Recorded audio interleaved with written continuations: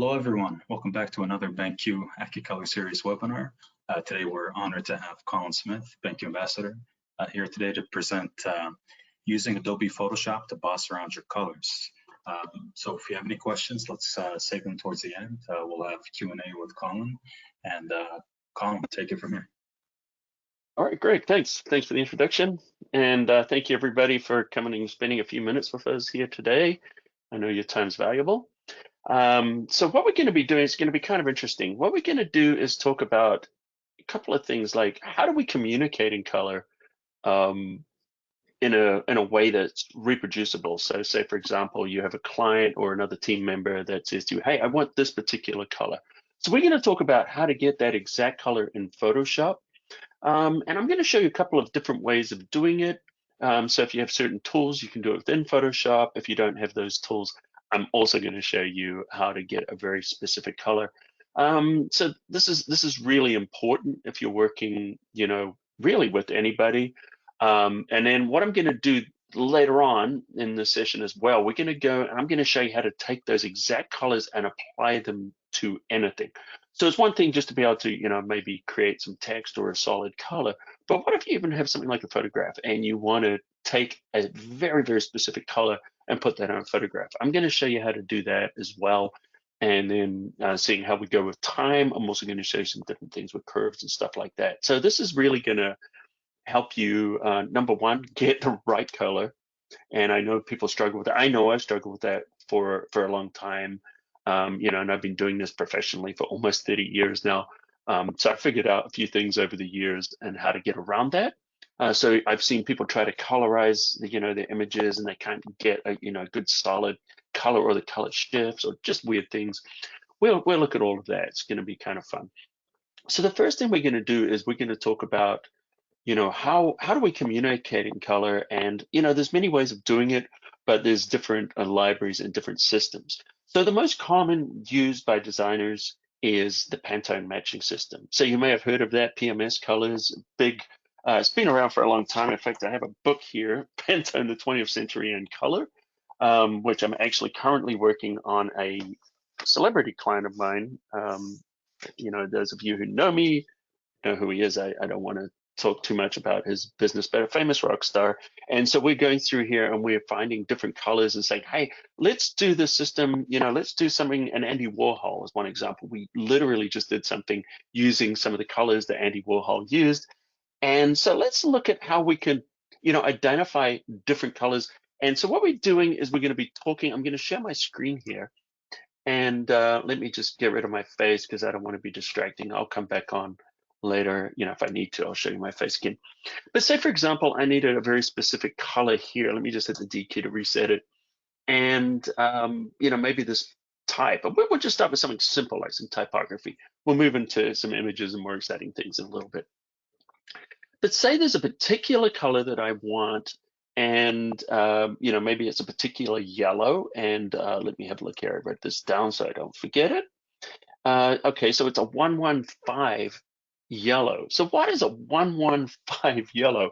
So 115 is a specific number that you would see on a swash. So if you guys have ever seen those color swashes, they look like those little books that fan out. Some of you are more advanced. I apologize, I'm repeating it, but for those of you who don't know, they're like those little fans, and they're printed very specifically with the exact ink that is going to produce those exact colors. So that this is, something that's actually going to be printed, and it's going to be a very specific color. So you would look at the color swatch, kind of like when you go to paint your bathroom.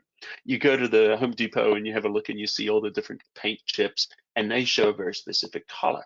So you can look on this color swatch, and of course we can do this digitally as well. Of course we're going to cover that, but you want to go end to end. So it's like, okay, I want this specific color, 115 yellow. The client knows exactly what it looks like. Maybe it's a corporate client, maybe that's their corporate color, and they're like, I want that 115. So how do you get that?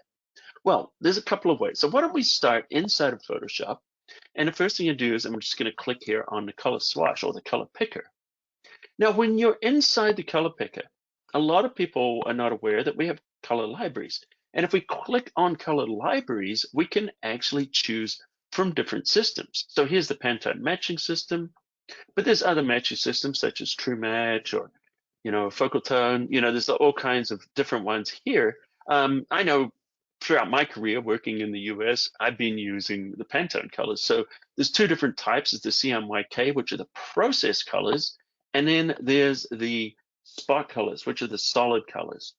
And we can talk about that in a little bit. I'll talk about the difference between process and spot colors.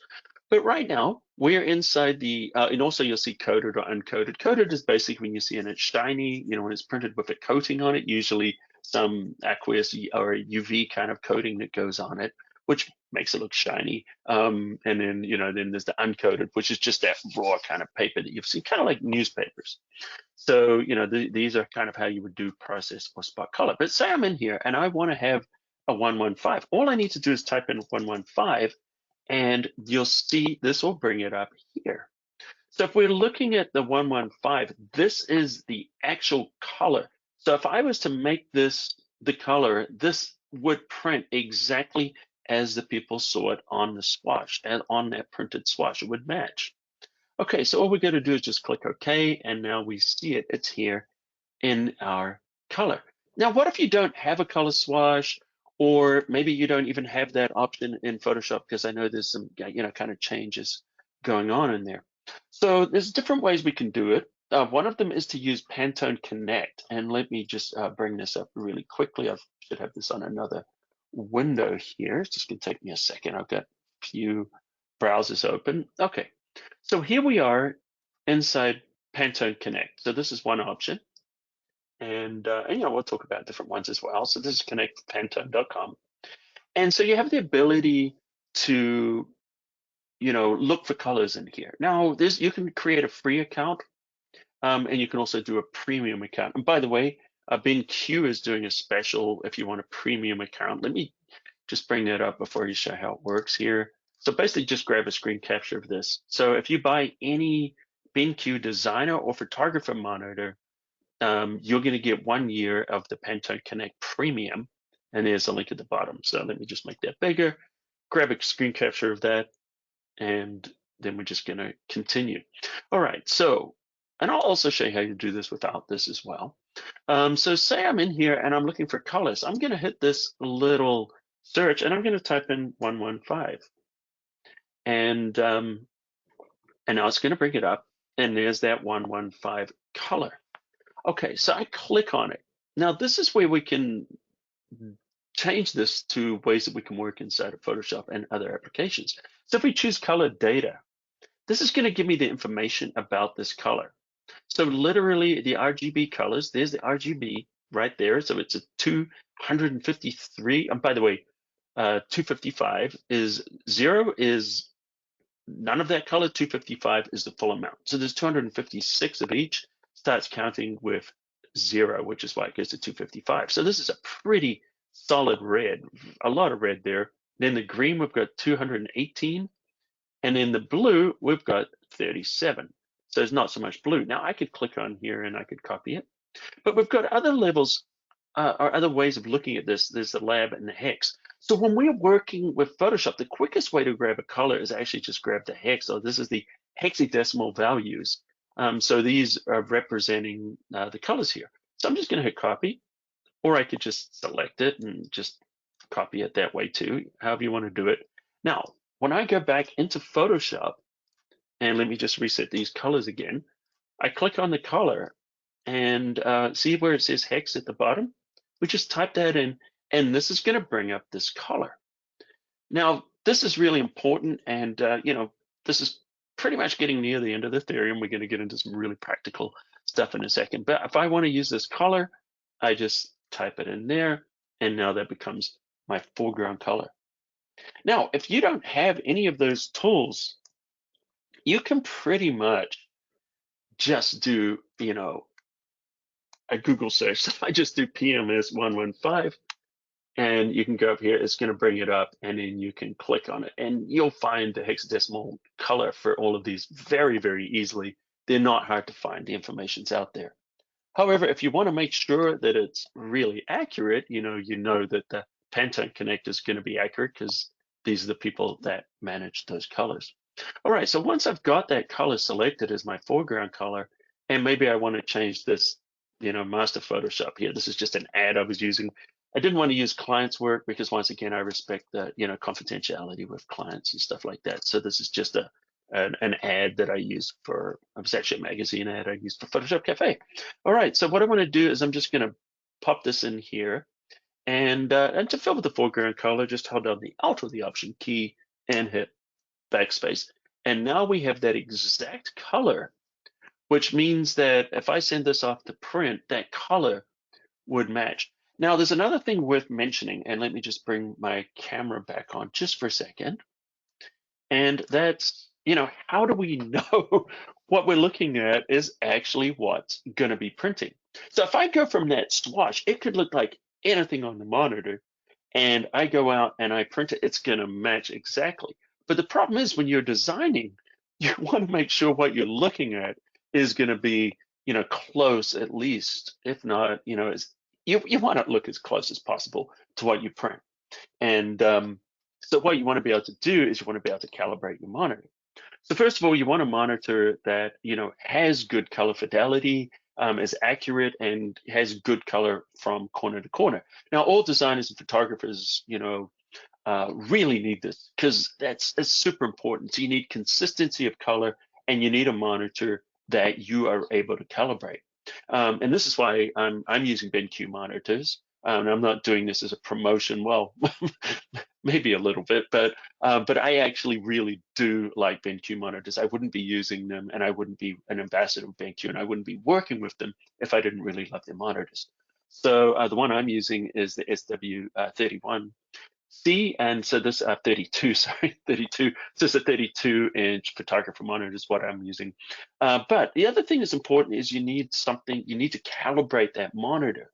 So it's not just enough to have a monitor that can be calibrated. Another thing is to calibrate it and calibrate it regularly, because these things can kind of shift.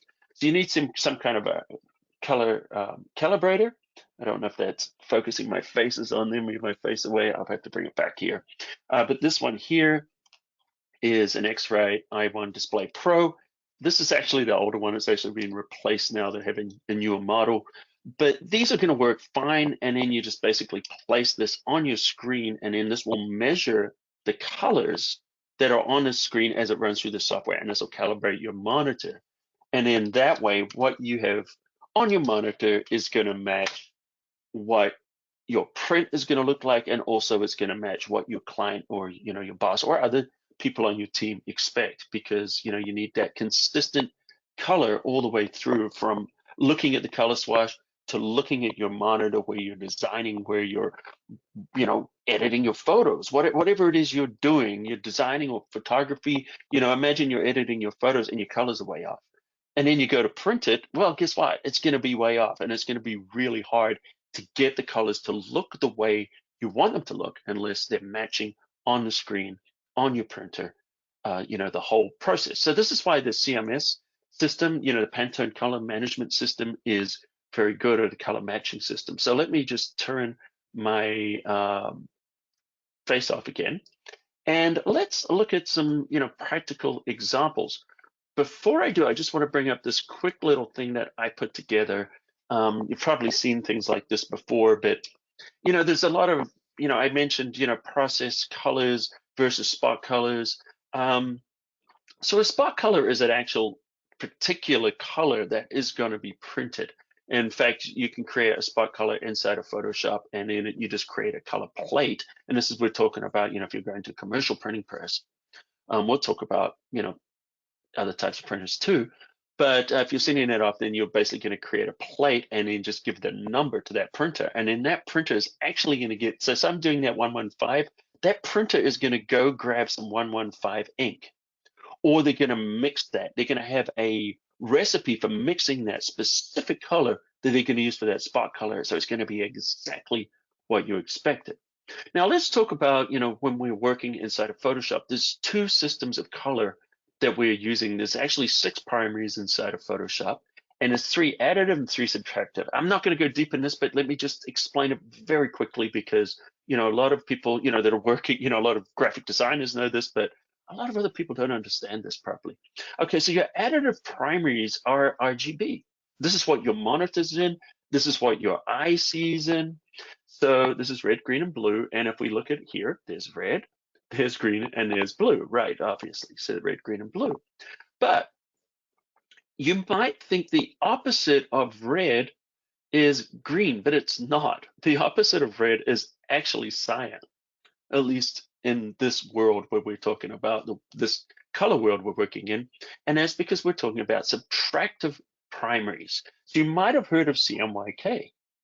CMYK is cyan, magenta, yellow, and black.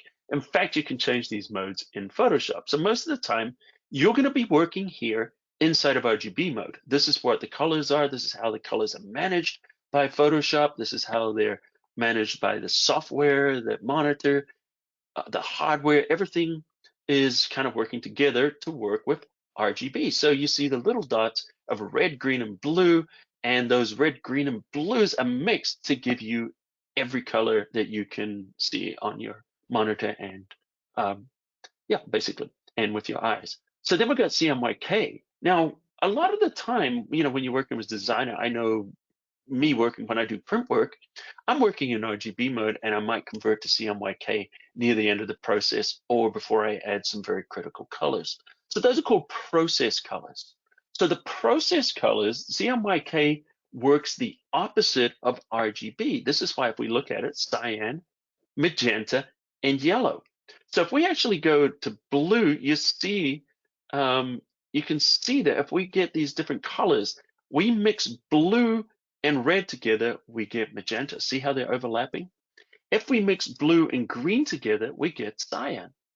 If we mix green and red together, we get yellow. Well, why is that? Because the additive primaries, they're called additive because if you add them all together, they equal white because they're with the light. So that's why green and red are darker than the yellow, but the yellow is going to be brighter because you're mixing these colors. And the more of these colors you add, the brighter it gets. So all the colors added together equal white in the additive primaries. And this is where you're going to be spending most of your life. A lot of people will never get outside of RGB.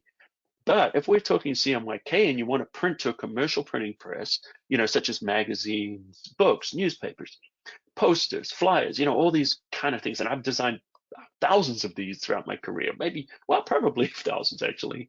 And these are CMYK. Now, K is not showing because it's black. Subtractive primaries mean when you remove all these colors, you get, oh, sorry, when you add them all together, you get black. So you remove them or subtract them to get white. You add these to get white. So we get CMY. So if we look at it, cyan, magenta, yep, and that's those. And then the K is missing because it's black. So cyan, magenta, yellow, and black. All right, so we've talked about those. We are going to move on from that now, and let's jump into some practical things.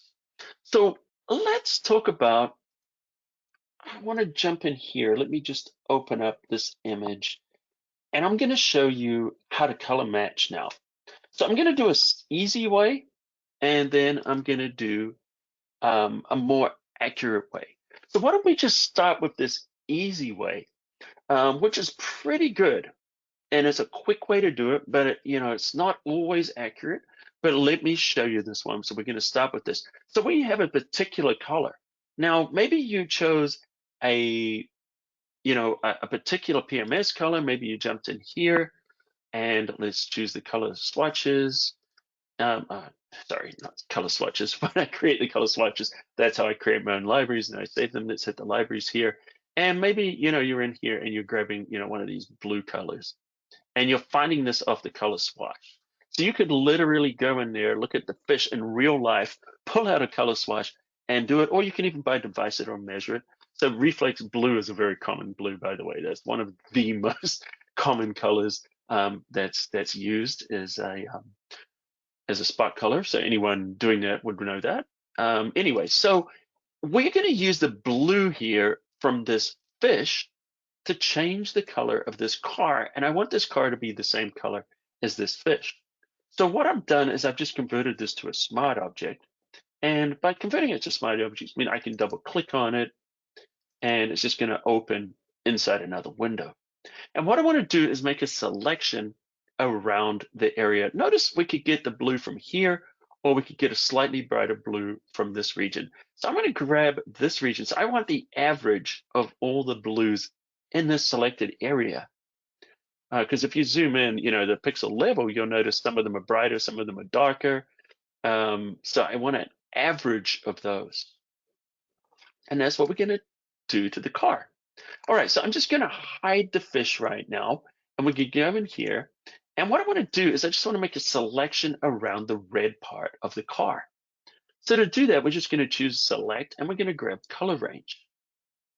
Now, with color range selected, let me grab our connector here. Notice everything is black, and that's because the selection preview was set to grayscale. So I could set this to different things. So what I want to do is, this is set to selection, but there's nothing selected yet. So we're going to grab the eyedropper, and I'm just going to grab the red. Notice something starts to appear here. I'm going to grab the plus, and I'm going to add to that just by dragging around it. And I'm just dragging around here, just trying to select all this red. Now, I'm not going to take the time to make this perfect, which I could, and we'll touch it up if we need to, but this will be good enough for us to do what we need to do. So I'm just going to click OK, and I'm going to hit Control J, and I'm going to copy that to a new layer. So there's the red from the car selected. Now I want to change the color of this, and we're going to do it the easy way right now. So what we're going to do is we're going to choose Image, and then under the adjustments, we're going to choose Match Color.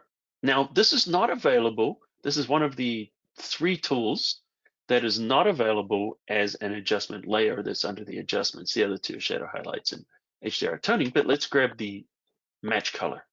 Now, under Match Color, this is a really neat tool, by the way. It has a lot of uses, but we're going to be using it a little bit differently today to snatch a color. Usually you'll use this for a composite when you want to kind of match something with its environment. But what we want to do is choose source. And if you look under the source, what are these? These are the tabs that are open right now. And I know that this one was a blue tang because that's the name of it. And I opened it here. So we're looking for blue tang. So we're going to choose blue tang. Now the color is going to appear, and it's going to look really weird. Look at that. Isn't that looking weird? And the reason that this is looking weird is because it's selecting the whole image. Now remember, we created that little selection. The reason we choose a selection is we can click here, and now we can refine it to that selection. And now it's only sampling the colors within that selection. Okay, so I'm just going to apply that. Now, right now, it's not quite looking realistic. We've got the right color, but we want it to match. So what we're going to do is just change the blend mode to color or hue. I'm actually going to use hue, I believe. There we go. So if we go in there and now we've got the hue blending mode, you can see that that is now matching really nicely. Now, of course, I can go in here and I can fix this. I can grab masks, for areas that shouldn't be there. I just grab the B, which would be the brush. And then, see these brake calipers, I can just paint it away. All right, so you can, very easily, just kind of touch this up, make a better selection, whatnot, because we want those to stay red. I can use the selection tools and just make that look more natural. All right, so we're not going to go into all of that. I think you understand what we're trying to do there. All right, let's go into a different way of doing this now, which is actually going to be more accurate. It's a few more steps, but let me just find the image that I'm using for that. Here it is. And we are going to pop this open. Now, let me just clear all these out here. I've got a couple of things running. There we go. Let me go here. And I'm just going to get rid of that. Because what we're going to do is we're going to use the sampling tool. All right, so in this case, I just kind of added just a random fuchsia color. We could use that, or of course, we could also use the matching system and go in and find a specific color that we want to use. So, we could do this however we want to do it. We could go into the, let's go into here, the color libraries, and let me have a look. I've written down a couple of colors here, because I don't remember all these off the top of my head for some strange reason. So, we could do a 2728 blue, and how to get that 2728. Of course, it's in a different color system. No, 2728. There we go. So I could grab that particular blue, and why don't I just click OK and say, you know what, this is the blue that I actually want to use. All right, what I'm going to do is I'm going to copy this. Control J. I'm just going to copy that. And then what I'm going to do is I'm just going to create another layer on top and fill it with that. All right. So this is the blue color that we're going to use.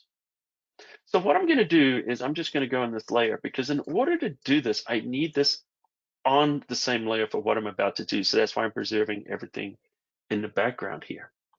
So what I'm going to do is I'm just going to go in there. I'm going to make that selection, and I'm going to fill it with that blue color. Control D. So we just kind of pop that in there. So that's the blue. This is the color we want to grab. Now, it could be something in the image.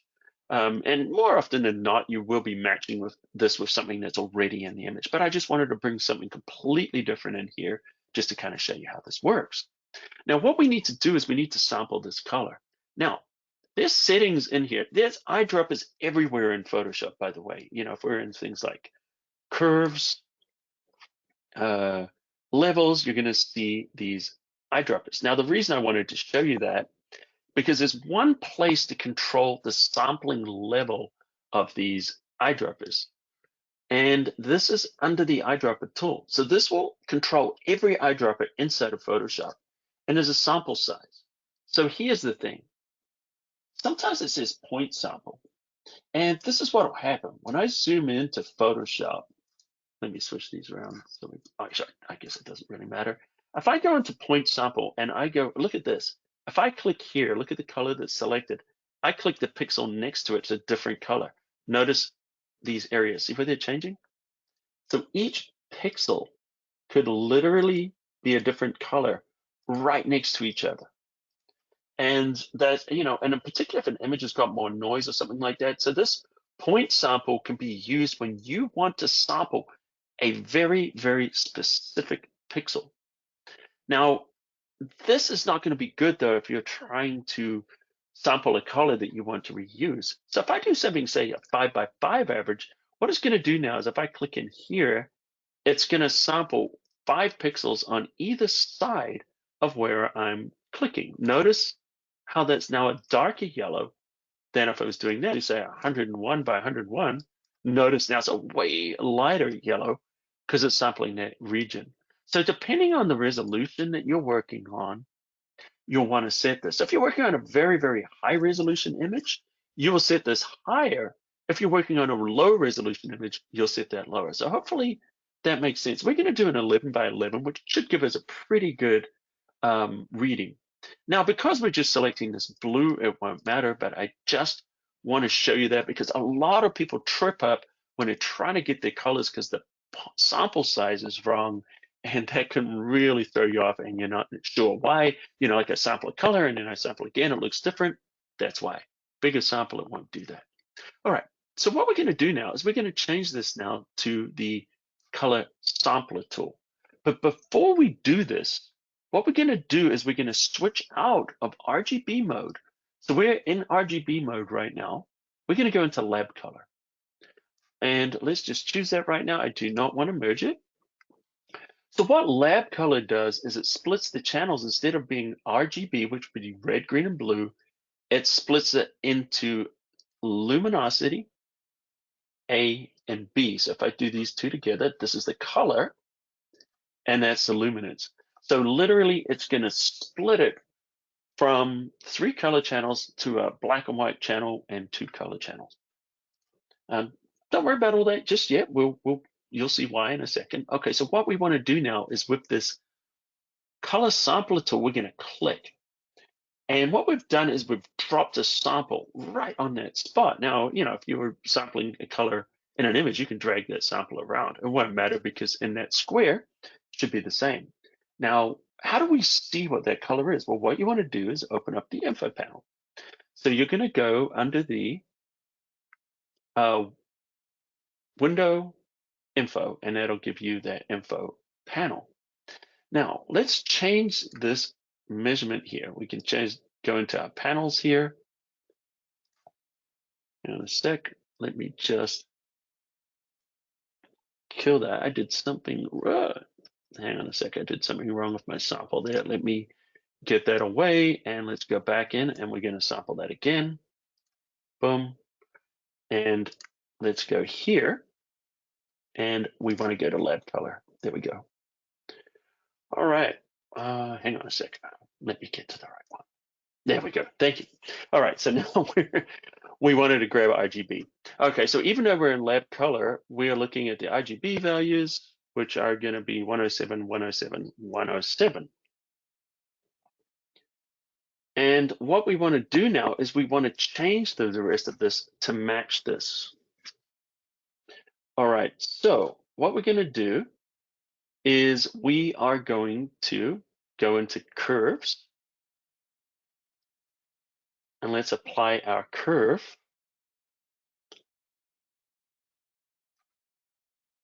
All right, here we are in a curve. And we have the ability to do different things here with our curve adjustment layer. And what we would do is we would literally sample the color now, and then we just change it to match the other color values. So that's essentially what we're doing. Okay, I'm looking at this. Hang on, let me kill that curve really quickly, because what I want to do is I'm just going to apply it directly to the image. So we're back on here, and we're rolling over here.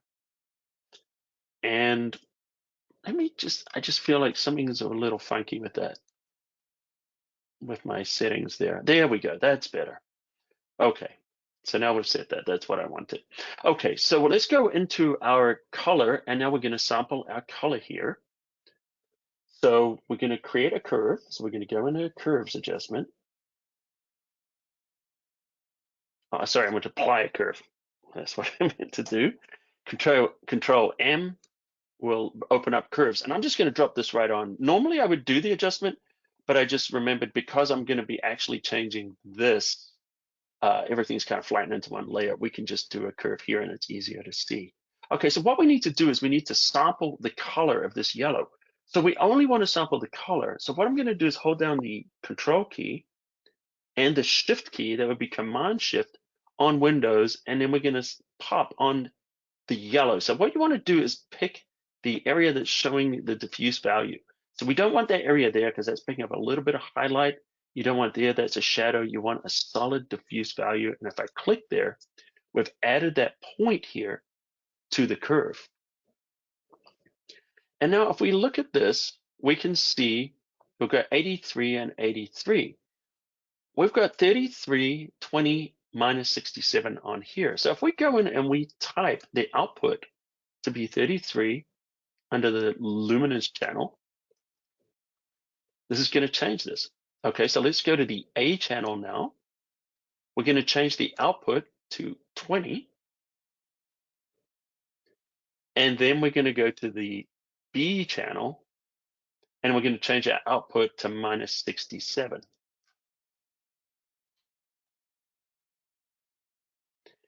And what we've done essentially now is we have applied that blue color to the entire image. Now it's kind of looking a little weird right now. And what we're going to do is we are going to just mask that out. So if we go here and then we go under our image mode, we can go back to RGB mode.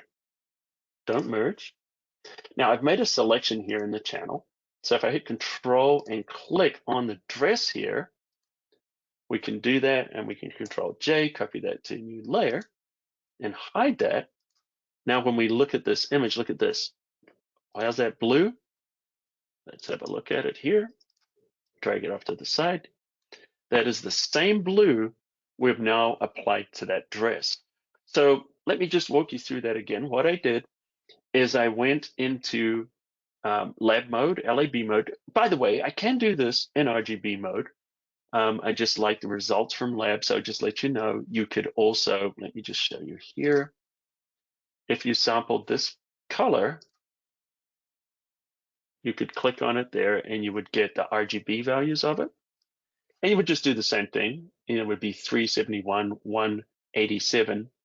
And then you would just go through and literally in the curve, let me just show you just quickly, just so you can see, because I want to show you, give you the other option here. Let me go into that layer here. And I'm clicking on my curves and they're not opening up for some reason. What am I doing? Got some dialog box open here. Maybe I'm not seeing where that dialog box is, but there was one open.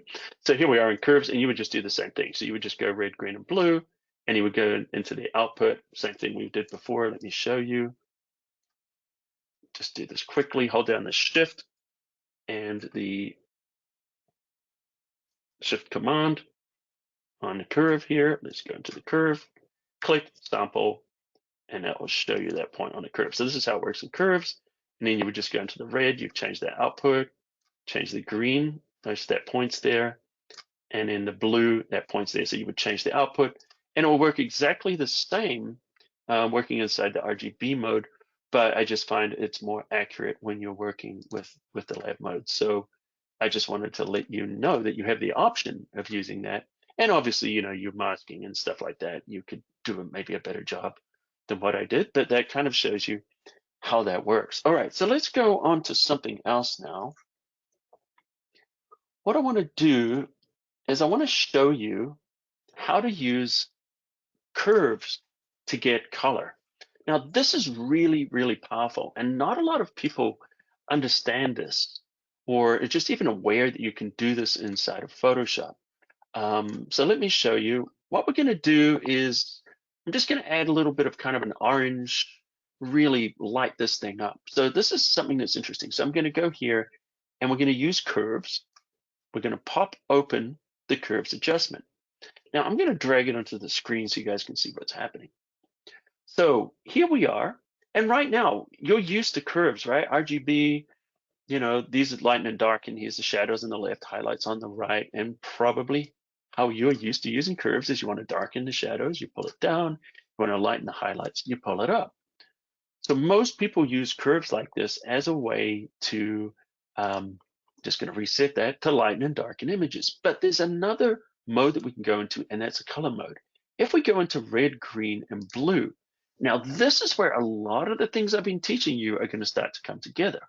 Remember the primaries, RGB, CMY? Yep, so this is going to come together now. So watch this. So if I'm in here and I choose red, there's our baseline. The baseline is a neutral curve, nothing's happening.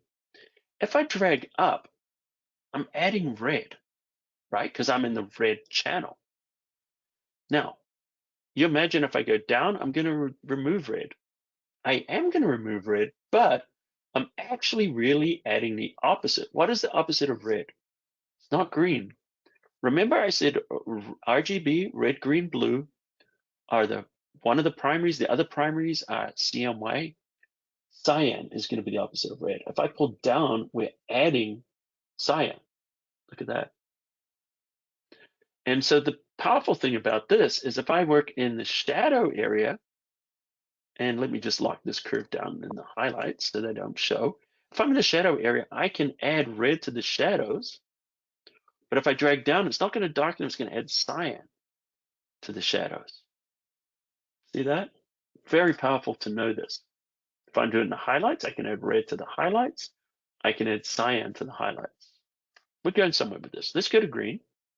So we push up, we get green. What do you think the opposite of green is?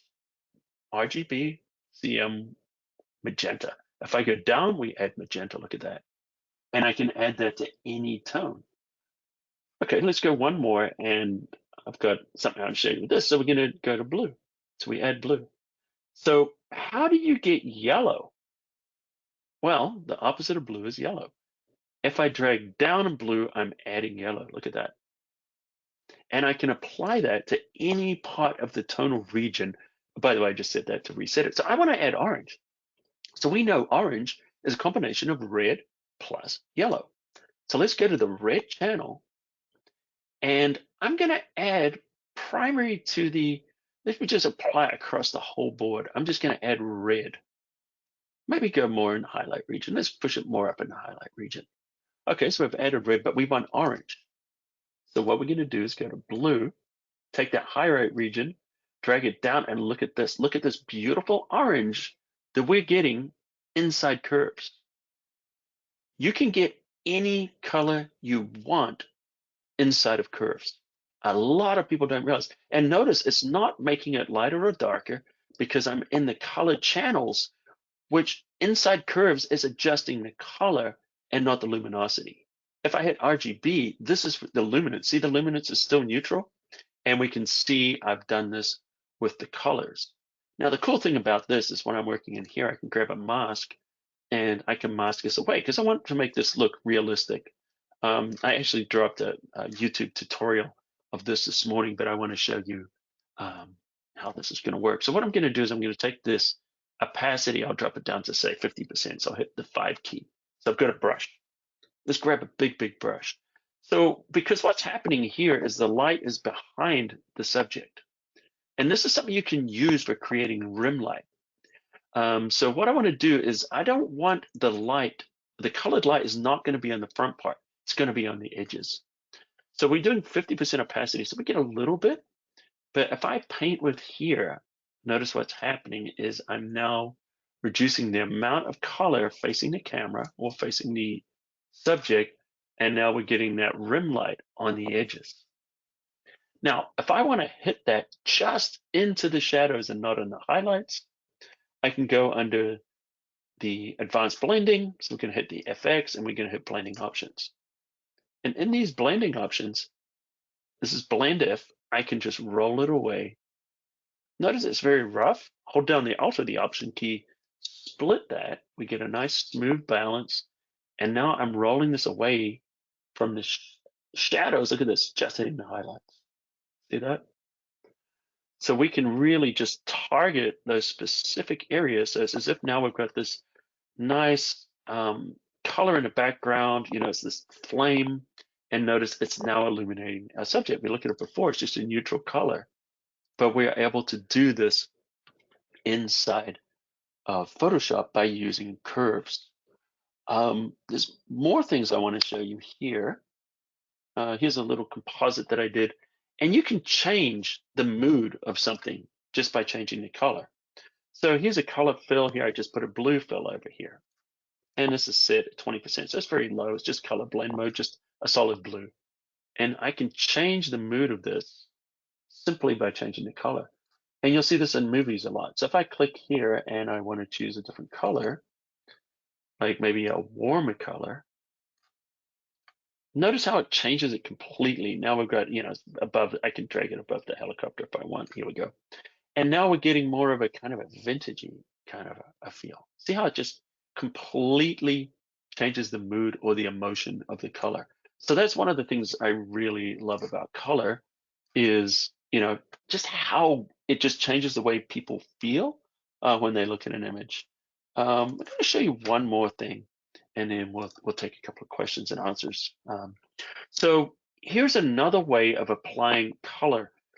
So you can change the color of anything. So it could be any image. We could grab a particular PMS color and overlay it if we wanted. So let's do that. Let's do that right now. So we're going to grab the color libraries and we're going to grab the 115. So we're going to get very specific yellow. And then I could create a new layer and I could just fill it. So I'm just going to use Alt or Option backspace. But now we're going to use this for just creating a mood. So we're not necessarily going for the solid color. We can change it to, pardon me, we can change it to hue, but I'm going to use color. And now we've got that very specific color on this image. Now you can, of course, just use it just as a hint here. So we can drop the opacity. And look what happens when we use it just to apply a mood to this particular color. So we can do this. Another way of working this way, of course, is to go under the solid color and choose a solid color overlay. And we can do that. And of course, we can go back to our color blend mode, drop our opacity down. And now we're doing an adjustment layer. The nice thing about the adjustment layer is we have the ability to paint it in where we want or remove it or change it just by double clicking on this color. We can choose other colors. So we're using these Pantone colors here. We can select in here and grab different ones. Or if you just go back to the picker, you can literally just go in and choose any color that you want and see how it just completely changes the mood of that image. There's one step further we can go with this, and that's by mapping colors. We can use a gradient map. And a gradient map is going to map the colors. So rather than just applying a solid color across the whole image, we can use different colors in the shadows and different colors in the highlights. But this is going to be much quicker and easier than the methods that we did before by using a gradient map. So if we go under the adjustment layers, and you'll see we have the ability to create a gradient map. In fact, why don't I go to the default one just to show you how this works. So this is black to white. So now we've got a black and white image, right? Well, it's only looking that way because this gradient is mapping the blacks to the darkest parts and the whites to the brightest parts. So of course it's going to look like your typical, it's going to look like your typical a black and white image, but we can, do different things. So like say we go here and we reverse it. Now it's mapping whites to the blacks and it's mapping blacks to the whites, which is why we're getting this inverted look, kind of like a film negative. But we can also change and use different colors in here. So you'll find there's gradients that ship with Photoshop. So we're going to go and do the same thing we did here. We're going to use the color blend mode. You could also use hue, and then just kind of mix it in to give it a feel. Now there's a whole set of photographic toning filters that are here inside of Photoshop, and these are going to look very much like traditional film, which is a great effect to apply to your photography or your design when you're going for a particular look or something from a particular era. Now, in order to find those, what you need to do is they're here in Photoshop and already, but you have to activate them. So what we're going to do is we're going to go to gradients. And under the gradients, this is going to pop open. And you're going to choose this little option here that says legacy gradients. So when you click on legacy gradients, now it's going to add all these legacy gradients. Look at this, including the photographic toning set. They're now going to be there. And now that we've added them, we can access them from our gradient map or from our adjustment layers, but you have to load them in through the gradient panel. If you don't open the gradient panel, you're not going to find them. All right, so here we are, we're on there, and then we're just going to go down to the legacy gradients, and then we're going to look at these photographic toning, and then you'll see all these different gradients, and these are great. So I can choose these and see how they've got different colors that are already prepared for you. And so these gradients are going to map onto different parts of the tone and give a really rich, high-end kind of a look to your coloring in a single click. Look at that. We can just go through and click and emulate different types of stocks. And so, all right. So that's covered a lot of ground. And I guess we can open it up to Ali if we got any questions there.